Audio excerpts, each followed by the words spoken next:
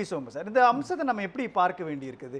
ரொம்ப கடுமையான ஒரு ஹீரோ ஒர்க்ஷிப் அடிப்படையில் தான் இன்னைக்கு சட்டமன்றத்தில் விவாதங்கள் நடக்குதா, அல்லது மக்கள் எல்லாம் பார்த்துக்கிட்டு இருக்கிறாங்க? இதுவரை தமிழ்நாட்டினுடைய அரசியலில் இல்லாத அளவுக்கு நேரடியான ஒளிபரப்பு அப்படின்றதை சாத்தியப்படுத்தி இருக்கிறாங்க. இன்னைக்கு 9:30 மணிக்கு ஆரம்பித்த அந்த உரையாடல் என்பது ஏறக்குறைய 2:30 மணி வரை நீண்டிருக்கு. தொடர்ச்சியாக எங்கேயும் இன்னொன்று அவுட்லாம் எதுவும் வைக்கல, கட் காப்பி பேஸ்ட்லாம் ஒன்றும் கொடுக்கல, அவங்க ரெடி பண்ண வீடியோக்கள்லாம் கொடுக்கல. எல்லாமே பப்ளிக் பிளாட்ஃபார்மில் இருக்குது, பொது தளத்தில் இருக்குது, மக்கள் நேரடியாக பார்த்துட்டு இருக்கிறாங்க. அப்படின்றப்போ இது வெறும் ஹீரோ ஒர்க்ஷிப்புக்கான அல்லது எதிரெதிர் துருவ அரசியலுக்கான மையப்புள்ளியாக மட்டுமே இந்த விவாதம் இருந்ததா, எப்படி இருந்துச்சு? பேசணும். அதுக்கு முன்னாடி இன்னைக்கு முதலமைச்சர் விஜய் அவர்களுக்கு பிறந்தநாள் வாழ்த்து சொல்லிடுவோம். என்னதான் பிரச்சனை இருந்தாலும் ஒரு முக்கியமான நாள் அவர் கொண்டாடுறதுல. அவருடைய பிறந்த நாளை வந்து ரொம்ப ஒரு மகிழ்ச்சியாக கொண்டாடின உயர்கல்வித்துறை அமைச்சர் அவருக்கும் ஒரு வாழ்த்து சொல்லிடுவோம். அந்த ஏய் வாடி வாடி சீடின்னு சொல்லி ஒரு கருத்தாளமிக்க ஒரு பாடலுக்கு ஆடி இருக்கிறாரு. அதில் அந்த பாட்டில் சில பெருமைகள் உண்டு, அதை மட்டும் சொல்கிறேன், நான் அனுமதிங்க. அதில் வந்து ஏய் பீட்டர் இந்த குவார்ட்டர் அவன் தள்ளிட்டு போகிறது உன் டாக்டர் அப்படின்னு ஒன்று. அந்த பாட்டில் இன்னொரு சிறப்பு என்னன்னா, பிரபல பத்திரிகையாளர் உலகிலேயே மிகச்சிறந்த அறிவாளி டிவி சோமு பேர் அதில் இருக்குது. என்னன்னா, ஹேய் சோமு காட்டாத ஃபிலிமு அப்படின்னு ஒரு வார்த்தை இருக்குது அதில். இல்லை அதை விட அந்த பாட்டுக்கு முக்கியத்துவத்தை இது இல்லையா? அதனால் அதை பாராட்டுவோம். அடுத்து ஒரு ஸ்கூலில் வந்து பீஸ்ட் படத்தில் வரும்ல ஜாலி ஓ ஜிம்கானா, அது வந்து தேசிய கீதம் மாதிரி பிள்ளைங்கள்லாம் அந்த யூனிஃபார்மில் பாட வச்சு இந்த பிறந்த நாளுக்காக காட்டியிருக்கிறாங்க. பல பள்ளிகள்லையும் இதுலேயும் நடக்குது. அதோட விட்டுருவோம். இதுக்கான விஷயங்கள் இல்லைங்கிறத மக்களுக்கும் கொஞ்சம் யோசனைகள் இருந்தால் அவங்க அதை பார்த்துக்கட்டும். அதனால் அது ஒரு பக்கம் இருக்கட்டும். இந்த இதுக்கு வருவோம். அதாவது விஜய்க்கு பதிலாக இவர் பதில் சொல்கிறாரு ஆதவ அர்ஜுனா. இந்த மாதிரியான விஷயங்கள் தான் அடிப்படை. இப்போ இது என்னன்னா, இல்லை நாளைக்கு சொல்லுவார் அப்படின்னா அவர் வந்து இன்றைக்கி சட்டமன்றத்துக்கே வராமல் நாளைக்கு கூட வந்திருக்கலாம், ஒரு 3 நாள் வர. அதுக்கு ஒரு நியாயம் சொல்கிறதுக்கான வாய்ப்புகள் இருக்குது, சட்டத்தில் அதுக்கு இடம் இருக்குது, ஏதோ ஒன்று இருக்கலாம். நம்ம எதிர்பார்க்குறது எல்லாமே என்னென்னா, இந்திய சட்டம்ங்கிறது மரபுகளையும் அடிப்படையாக கொண்டது. இவங்க மரபுகளை மதிக்கணும். இப்போ என்ன மரபு மீறப்பட்டிருக்கு சார்? சொல்கிறேன். என்னென்னா, இந்த கட்சி தாவல்னு நம்ம இங்கே சொல்கிறோம்ல, இப்போ 4 பேர் ராஜினாமா பண்ணதுங்கிறது சட்டப்படி தப்பு கிடையாது, ஆனால் மரபுப்படி தப்பு. இப்போ இதே சட்டம் தான் நாடாளுமன்ற ஜனநாயகம் பிரிட்டனில் இருக்குது. அவங்கள பார்த்தா நம்ம காப்பி அடித்து வச்சுருக்கோம். அங்கே அது நடக்கிறது இல்லை. அதே போல் ஒரு மரபு அடிப்படையில் என்ன அப்படின்னா, குறைஞ்சபட்சம் விஜய்யுடைய, அதாவது முதலமைச்சர் ஜோசப் விஜய் அவருடைய துறை தான் உள்துறை, காவல்துறை இருக்குன்னா அதற்கான கேள்விக்கான பதிலாவது அவர் சொல்லணும். அந்த நாளைக்கு சொல்ல போறாரு சார். அதை தான் சொல்கிறேன். அதை வந்து நாளைக்கு சொல்லணும். வேண்டியது இருக்கு. உடனே பதில் சொல்லணும்னு என்ன அவசியம் இருக்கு? நீங்க முன்னாடியே ஒரு உரையை தயாரித்து இந்த கேள்வியெல்லாம் கேட்க போறீங்க அப்படின்னா அதற்கு எலாபரேட்டா சொல்லணும். வாய்க்கு வந்ததை சொல்லக்கூடாது. ஆதாரங்களோட அடிப்படையில் ஒரு முதலமைச்சர் பேசணும் அப்படின்னும் பொழுது அதுக்கான டைம் கேட்கிறாரு, அதுக்கான ஒரு ஸ்பேஸ் எடுத்துக்கிறாரு. அதுல தவறு இல்லை. அப்ப விஜய் கொடுக்கவே மாட்டேன்னு சொன்னாதானே சிக்கல் வருது. அப்ப விஜய்க்கு தெரியாத அந்த பதில் ஆதவ அர்ஜுனாவுக்கு தெரியுதுன்னா பேசாம ஆதவ அர்ஜுனாவை முதலமைச்சர் ஆக்கிருங்களா, இவர் கிங் மேக்கரா இருக்கட்டும். இது எப்படி சார் இது? அப்ப நான் பதில் சொல்ற அளவுக்கு தயாராகி வரணும். மின்வெட்டு சம்பந்தமான ஒரு கேள்வி எழுப்பப்படும் பொழுது தற்பொழுது மின்துறை சட்டத்துறை அமைச்சராக இருக்கக்கூடிய நிர்மல்குமார் சொல்றாரு, அதுக்கு போகல. இந்து சமய அறநிலைத்துறை சம்பந்தமான கேள்விகளுக்கு அந்த அமைச்சர் சொல்றாரு. காவல்துறை யார் பொறுப்பு? அவை முன்னவர் சொல்லியிருக்கணும், இல்ல முதலமைச்சர் சொல்லி? முதலமைச்சர் தான் சொல்லியிருக்கணும், முன்னவருங்கிறது இல்லை. தன்னுடைய ஒரு துறையிலிருந்து, அதாவது சினிமாவுக்கு வேணா உசுப்பேத்துனா உம்முன்னு கடுப்பேத்தா கம்முன்னு இருந்தால் வாழ்க்கை ஜம்முன்னு இருக்கும் அப்படிங்கிறது சினிமாவுக்கு ஒத்து வரும். இப்போ இதில் வந்து நீங்கள் மற்ற துறைக்கும் அந்தந்த அமைச்சர்கள் சொல்லட்டுங்க, அதை கூடுதலாக நம்ம பாராட்டவும் செய்யலாம். எல்லாத்துக்கும் முதலமைச்சர் போய் தலையிடாமல் அந்தந்த துறை அமைச்சருக்கு ஒரு உரிமை கொடுத்துருக்கிறாருங்கிறது ரைட்டு. புரியுது சார். இப்போ காவல்துறைக்கான அந்த இடத்துட்டு தான் சபாநாயகர் ஜேசிடி பிரபாகர் ஒரு கேள்வி கேட்கிறாரு. கடுமையான விமர்சனத்தை சட்டம் ஒழுங்கு சம்பந்தமா நீங்க வைக்கிறீங்க, எந்த ஆதாரத்தினுடைய அடிப்படையில் வைக்கிறீங்கன்ற கேள்வி கேட்கிறார் இல்லையா? அப்ப அதுக்கு எதிர்க்கட்சி தலைவர் சொல்லணும் இல்லையா? என்சிஆர் யார் கேட்கறது? உதயநிதி ஸ்டாலின் சொல்றேன். யார் கேட்கறது? வர புரியல. யார் கேட்டது? உதயநிதியா? பேரவைத் தலைவர். ஏன் அதை முதலமைச்சர் கேட்டா நான் குறைஞ்சிருவாரான்னு கேட்கிறேன். சார் அவர் தானே பொறுப்பு. ஆதாரம் இல்லாத குற்றச்சாட்டுக்கு அவர் சொல்லட்டுங்க, அவர் சொல்லட்டுமே. இல்ல அப்ப பேரவைத் தலைவர்கிட்ட சொல்லிட்டு இவர் பேசலாம். கடந்த காலத்துல சொன்னது இல்லையா? இல்ல இவர் சொல்லக்கூடாதுன்னு எதுவும் சட்டம் இருக்கா? இல்லைங்க சார், ஒரே ஒரு கேள்வி சார். 200 இடங்கள்ல இவர் ஏன் இல்ல சார், சொல்லக்கூடாது? 200 இடங்கள்ல பாலியல் வன்கொடுமை நடந்திருக்குது, சட்டம் ஒழுங்கு மீறல் நடந்துபட்டிருக்கு அப்படின்னு சொல்லிட்டு ஒரு குற்றச்சாட்டை சொல்றாரு அப்படின்னா எதிர்க்கட்சி தலைவர் எந்த ஆதாரத்தினுடைய அடிப்படையில் சொல்றோன்றதை சொல்லணும் இல்லையா? சரி. வாய்க்கு வந்த குற்றச்சாட்டுகளை நிச்சயமா, முன்வைத்தா அது எல்லா குற்றச்சாட்டுகளுக்கும் முதலமைச்சர் பதில் அளிக்கணும்னு என்ன அவசியம் இருக்குன்னு கேட்கிறேன். சிம்பிளான ஒரு விஷயம் பண்ணலாம். நீங்க இந்த பதில் கேள்வி கேட்கலாம். எந்த ஆதாரத்தில் சொல்றீங்க? அது தவிர நாங்க ஆட்சிக்கு வந்து இந்த ஒரு மாதத்துல சட்டம் ஒழுங்கை சரிப்படுத்துவதற்காக காவல்துறையில் இதெல்லாம் செஞ்சிருக்கிறோம். சிங்கப்பெண் திட்டம் கொண்டு வந்திருக்கோன்றாங்க. அதை மட்டும் இல்லை, இன்னும் சிங்கப்பெண் திட்டத்துக்கு ஒரு நம்பர் அறிவிச்சிருக்காங்கல்ல புதுசா. என்ன நம்பர்? 1091. ஆனா அது பல வருடங்களாக இருக்கிற மத்திய அரசு நம்பர். அதை வந்து ஒவ்வொரு மாநில அரசும் பயன்படுத்திக்கலாம். இப்போ நீங்க வந்து மகாராஷ்டிராலேருந்து இந்த 1091 போட்டிங்கன்னா அந்த கவர்மெண்ட், அந்த ஸ்டேட் கவர்மெண்ட் போலீஸ் வரும். தமிழ்நாட்டில் போட்டிங்கன்னா தமிழ்நாடு கவர்மெண்ட் வரும். இது மகளிர் பாதுகாப்புக்காக பல வருடங்கள் இருக்கிற நம்பர் தான். இது வந்து சிங்கப்பெண் நம்பர்னு ஏன் அதை சொல்றாங்கன்னு தெரியல.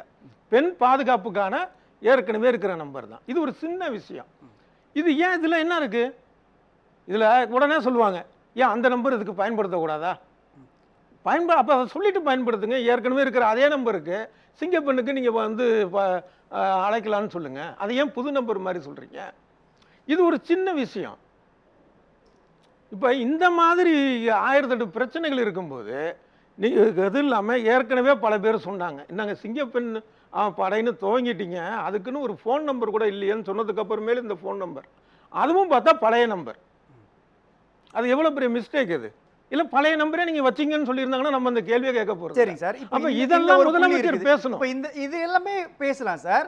ஆனா எதிர்க்கட்சிகள் சொல்லக்கூடிய எல்லா குற்றச்சாட்டுகளுக்கும் பதில் அளிக்கணும்னு அவசியம் எல்லாத்துக்கும் தேவையில்லைங்க. ஆதாரம் இல்லாம விஷயங்களுக்கு தேவையே இல்லை. மேகதாது அணை விவகாரம் எடுத்துங்களேன். மேகதாது அணை விவகாரத்துல உச்சநீதிமன்றத்தினுடைய தீர்ப்பை எந்த வகையிலும் இது வந்து குறைக்காது அல்லது இது மட்டுப்படுத்தாது அப்படின்ற ஒரு விளக்கத்தை திமுக சொல்லுது, தாவேகா சொல்லுது.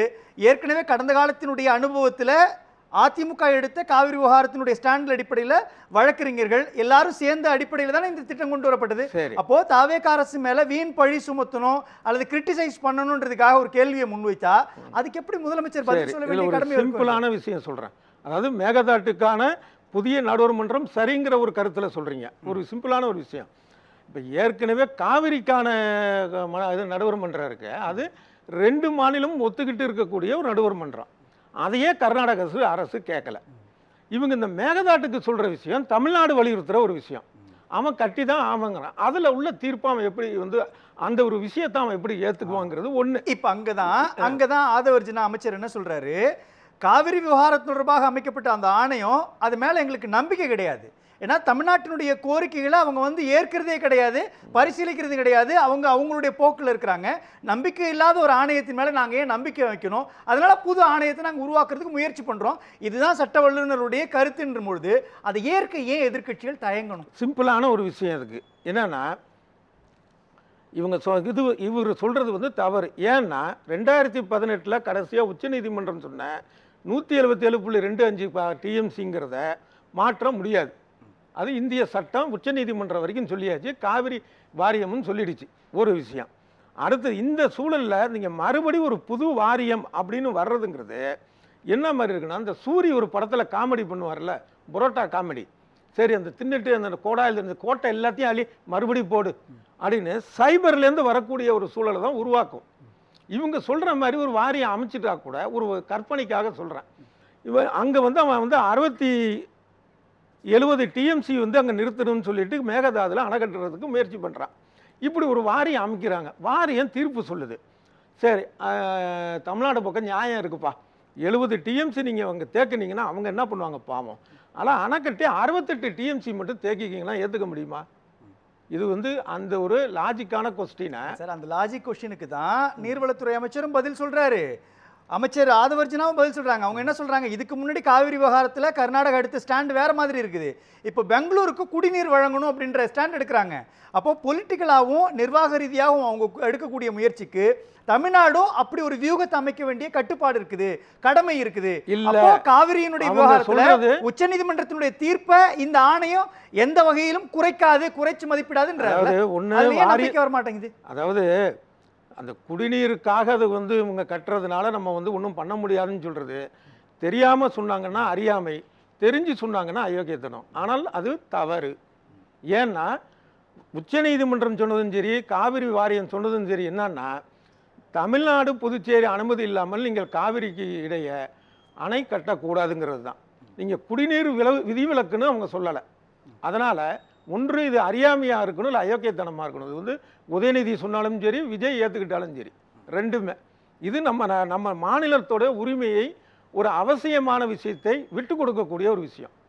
அதனால் இது வந்து ஆதவர்ஜி நான் சொல்கிறது மிக மிக மிக தவறு. ஒன்று. இன்னொரு என்னன்னா, இந்த மேகதாட்டுக்கு பதிலாக இவங்க எல்லாம் ஒற்றுமையாக இருந்து ஒரு விஷயம் செய்யலாம். அந்த ஒப்பந்தம் போட்டோம்ல, காவிரி ஒப்பந்தம், கர்நாடகா தமிழ்நாடு, அதுக்கு முன்னாடி மைசூர் சென்னை மாகாணம், அப்புறம் 1974 அந்த பிரச்சனை வந்துச்சுல, அந்த ஒப்பந்தத்துக்கு அப்புறம் முறைகேடாக அணைகளை வந்து இவங்க கட்டினாங்கல்ல, அந்த அணைகளை செயல்படுத்தக்கூடாதுன்னு வழக்கு போடுங்க எல்லாரும் ஒன்று சேர்ந்து. ஏன்னா அமெரிக்காவில் ஒரு 2 அணையை கட்டி அப்புறம் பாசனத்தில் இருந்தவங்களும், இப்போ தமிழ்நாடு மாதிரி, காவிரிக்கு தமிழ்நாடு மாதிரி இருந்தவங்களும், அது மட்டும் காரணம் இல்லை, சுற்றுச்சூழலும் ஒரு காரணம். இது மாதிரி பல்வேறு காரணங்களால் கட்டப்பட்ட 2 அணைகளை நிறுத்தி வச்சிருக்கிறாங்க. அது நடந்திருக்கு, உலகத்தில் நடக்காத விஷயம் இல்லை. அதை செய்யுங்க.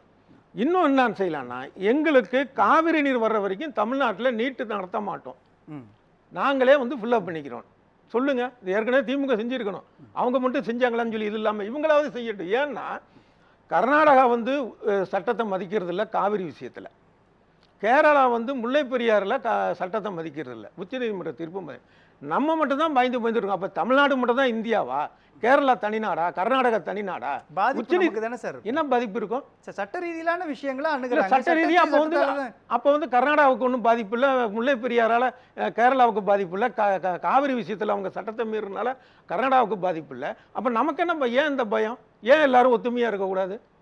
எல்லாருமே ஒத்துமையாக இருக்கு. நம்ம வந்து நீட்டுங்கிறது கிடையாதுங்க.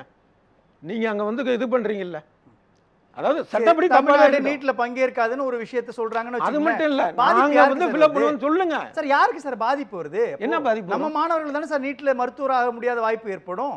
இழப்பு நமக்கு தானே. நான் சொல்றதே காதுல வாங்குங்க தயவு செய்து. தமிழ்நாட்டில் இருக்கக்கூடிய மருத்துவ கல்லூரிகளில் தமிழ்நாட்டு மாணவர்களை நாங்களே நிரப்புவோம் +2 அடிப்படையில். அப்புறம் எப்படி பாதிப்பு வரும்? செய்ய முடியாது இல்லை சார். அவங்க வந்து சுப்ரீம் கோர்ட் வரைக்கும் அப்படிதான் சொல்லல. கல்வி என்பது கன்கரண்ட் லிஸ்ட்ல இருக்குது, அதையும் நம்ம பார்க்கணும். அத்தனை நியாயமும் வந்து காவிரிக்கு இருக்கு சார், முல்லை பெரியாருக்கு இருக்கு. அவங்க அதை மதிக்கிறது இல்லையே, நமக்கு ஏன் அந்த தைரியம் வர்றதில்ல? இப்போ மேட்டூர் எங்க இருக்குன்னா இந்தியாவில் இருக்கு, கல்பாக்கம் எங்க இருக்குன்னா இந்தியாவில் இருக்கு. ஆனால் முல்லை பெரியார் மட்டும் கேரளாவில் இருக்கு, காவிரி மட்டும் கர்நாடகத்தில் இருக்குன்னா என்ன சார் நியாயம்? பட்டியல கொண்டு வரணும்னு கவர்னர் இல்ல அந்த தேர்தல் பிரச்சாரம் அந்த சட்டத்தையே விடுங்க, வரக்கூடிய சட்டம் பின்னாடி வரட்டுங்க. இப்போ இருக்கிற சட்டத்தை நீ காவிரியில் வந்து நீ மதிக்கல, கர்நாடகா முல்லை பெரியாரில் கேரளா மதிக்கல, நாங்கள் நீட்டில் மதிக்க மாட்டோம். எல்லா கட்சியும் ஒன்று சேருங்க, விஜய் தலைமையிலே சேரட்டும். இப்போ யார் முதலமைச்சரோ அவர் தலைமையில சேரட்டுமே. அந்த மாநிலத்தினுடைய அரசாங்கம் தான் சார் சொல்லுது, மத்திய அரசாங்கம் சொல்லல. காவிரி ட்ரிபியூன் சொல்லல. அது அப்படி அவங்க ஒருவேளை மத்திய அரசாங்கம் கர்நாடகாவுக்கு ஃபேவரா இருந்துச்சுன்னா நீங்க சொல்லலாம். அப்படி கர்நாடகாவுக்கு ஃபேவரா தான் இருக்கு. பாமக தலைவர் அன்புமணி இன்னைக்கு ஒரு அறிக்கை ஒன்று விட்டுருக்கிறாரு. என்னன்னா 2015 ஜூன் 9 அவர் வந்து அப்போதைய நீர்வளத்துறை அமைச்சர் உமாபாரதிக்கு கடிதம் எழுதுறாரு, இந்த மேகதாட்டு காவிரி பிரச்சனை இதுக்காக. அதுக்கு அவங்க வந்து என்ன சொல்றாங்கன்னா, அந்த குறுக்க வந்து அணை கட்டுறதுக்கான எந்த அனுமதியும் தரமாட்டோம், தமிழ்நாடு வந்து புதுவை தமிழ்நாடு அனுமதி இல்லாமல் அதை நடக்காது அப்படின்லாம் சொல்லியிருக்கிறாங்க. ஆனால் அதுக்கப்புறம் வந்து மேகதாட்டுக்கு வந்து சுற்றுச்சூழல் அனுமதிக்கணும் போறாங்க, வரைவு திட்டம்னு போறாங்க. அப்ப மத்திய கொடுப்பாங்களான்னு இல்லை. அவங்களுடைய தரப்பு நியாயமா இருக்கலாம், அவங்களுடைய தேவையை ஒட்டி எழக்கூடிய கருத்தா இருக்கலாம். மத்திய அரசு செஞ்சிச்சா? அதான பிரச்சனைங்க. செஞ்சாங்க இல்லைன்னு இல்லைங்க, தவறான ஒரு விஷயத்தை இவங்க அணுகுறாங்க, நாங்கள் ஏற்றுக்க முடியாதுன்னு சொல்றதுக்கு என்ன ஆகும்? பேசலாம் சார். இதுதான். அதை தாண்டி இன்னைக்கு விஜய் பர்த்டே அன்னைக்கு அருமையான ஆலோசனைகள் சொல்றேன். இதை விட பெரிய கிஃப்ட் யாருன்னு சொல்ல முடியாது. செலவில்லாத ஐட்டங்கள், மண்ணின் மைந்தர்களுக்கு 75% என்னமோ வேலைனார்ல, அதை வந்து தனியார் துறையிலையும் அதை வந்து செலவில்லாத ஐட்டம் பட்ஜெட்டில் அதை நாளைக்கே கூட அறிவிக்கலாம். அதே மாதிரி தை 1 தான் பொங்கல்ங்கிறத ஆட்சிக்கு வந்தால் செய்வோம்னு சொன்னாங்க, திமுக செய்யலை. இவரும் திராவிட உணர்வு தான் சொல்கிறாரு. இவர் செஞ்சாருன்னா பேர் வரும், அதுவும் செலவு கிடையாது. அடுத்தது வந்து காவி, திருவள்ளுவருக்கு வந்து காவி பூசுகிறாங்கல்ல, அது ஒரு சட்டம் கொண்டு வரலாம் நாளைக்கே கூட. என்னன்னா, திருவள்ளுவர் எங்கள் மாநில அடையாளம் தான். இப்போ இது திருப்பெரும்புதூர் கோயில் தானே வச்சுருக்கிறாங்க தமிழ்நாடு அரசு லட்சணியா, அதுக்கு கலரை மாற்றினீங்கன்னா சட்டம் ஸ்ரீவில்லிபுத்தூர், அதான் திருப்பெரும்புத்தூர், திருவில்லிபுத்தூர் அதில் சட்டம் கொண்டு வரலாம். அதுக்கப்புறம் மத்திய அரசு நாடாளு ஏற்றுக்குது இல்லைங்கிறது வேற, ஒன்று கொண்டு வரலாம். அடுத்தது ராஜராஜனுடைய பிறந்தநாள், ராஜேந்திர பிறந்தநாள் ரெண்டுமே ஜாதக அடிப்படையில் தான் வருது. அதை திருவள்ளுவர் ஆண்டுப்படி செய்யலாம். இதெல்லாம் செஞ்சாருன்னா அவருக்கு நல்ல ஒரு பேர் கிடைக்கும். நன்றி.